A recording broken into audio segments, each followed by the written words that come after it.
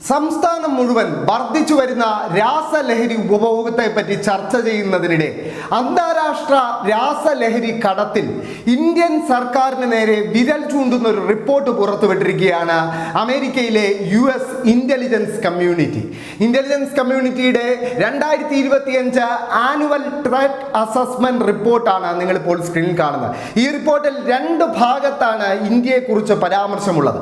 ആദ്യത്തേത് US-ൽ വർദ്ധിച്ചു വരുന്ന രാസലഹരിയായ ഫെന്റനൈലിന്റെ നിർമ്മാണത്തിനാവശ്യമായ ഉപകരണങ്ങളും അസംസ്കൃത വസ്തുക്കളും വൻതോതിൽ ലഭിക്കുന്ന ഒരു മാർക്കറ്റായി അല്ലെങ്കിൽ ഒരു സോഴ്സായി ഇന്ത്യ മാറുന്നു എന്ന് ഒരു ഘട്ടത്തിൽ പറയുന്ന ഈ റിപ്പോർട്ട് മറ്റൊരു ഘട്ടത്തിൽ ചൈന കഴിഞ്ഞാൽ ഇതിന്റെ ഏറ്റവും വലിയ സ്രോതസ് ഇന്ത്യയാണെന്നും ഇന്ത്യയിലെയും ചൈനയിലെയും സർക്കാരുകളുടെ സ്റ്റേറ്റ് ആക്ടേഴ്സ് എന്ന വാക്കാണ് ഈ റിപ്പോർട്ടിൽ ഉപയോഗിക്കുന്നത്. സ്റ്റേറ്റ് ആക്ടേഴ്സിന്റെ നേരിട്ടോ അല്ലാതെയോ ഉള്ള പിന്തുണ ഈ ഫെന്റനൈൽ കടത്തിന്, ഈ അന്താരാഷ്ട്ര ലഹരി കടത്തിന് ലഭിക്കുന്നുണ്ടെന്നാണ് ഈ റിപ്പോർട്ടിൽ പറയുന്നത്. ഈ report the new Indian express പോലെയുള്ള ചില ദേശീയ മാധ്യമങ്ങൾ അതിന്റെ ഓൺലൈനിൽ റിപ്പോർട്ട് ചെയ്തു എന്നതൊഴിച്ചാൽ മലയാളത്തിലെ അടക്കം മുഖ്യധാരാ മാധ്യമങ്ങളെല്ലാം ഈ റിപ്പോർട്ടിനെ ഏതാണ്ട് പൂർണ്ണമായും ഒളിച്ചു വയ്ക്കാൻ ശ്രമിക്കുകയാണ്.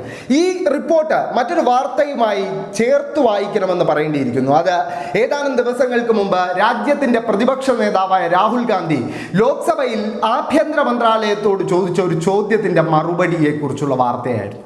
ആ ചോദ്യം രാജ്യത്തെ അന്താരാഷ്ട്ര തുറമുഖങ്ങൾ വഴി നടക്കുന്ന ലഹരി കടത്തിനെ കുറിച്ചും പിടിക്കപ്പെട്ട ലഹരിയുടെ അളവിനെ കുറിച്ചുമായിരുന്നു. ഈ ചോദ്യത്തെ കുറിച്ചുള്ള ഉത്തരം പുറത്തു വന്നപ്പോൾ രാജ്യം തന്നെ ഞെട്ടുകയുണ്ടായി. കാര്യം കഴിഞ്ഞ 5 വർഷത്തിനിടെ പിടിക്കപ്പെട്ടത് മാത്രം 11,311 കോടി രൂപയുടെ ലഹരി വസ്തുക്കളാണെന്നും വെറും 19 സംഭവങ്ങളിൽ 19 സീഷറികളിലൂടെ മാത്രമാണ് ഇത്രയധികം ലഹരി പിടിക്കപ്പെട്ടതെന്നും അതിൽ ഈ 19 പിടിക്കപ്പെടുന്ന സംഭവങ്ങളിൽ 8 എണ്ണവും ഉണ്ടായിരിക്കുന്നത് നരേന്ദ്രമോദിയുടെ സ്വന്തം സംസ്ഥാനമായ ഗുജറാത്തിലാണെന്നും അതിലും അദാനിയുടെ സ്വന്തം തുറമുഖമായ മുന്ദ്ര തുറമുഖം വഴി മാത്രം 6,000 കോടിയിലേറെ രൂപയുടെ ലഹരി മരുന്ന് പിടിച്ചെടുക്കുന്ന സാഹചര്യം ഉണ്ടായി എന്നും ഈ ലോക്സഭാ മറുപടിയിൽ വ്യക്തമായി പറയുന്നുണ്ട്.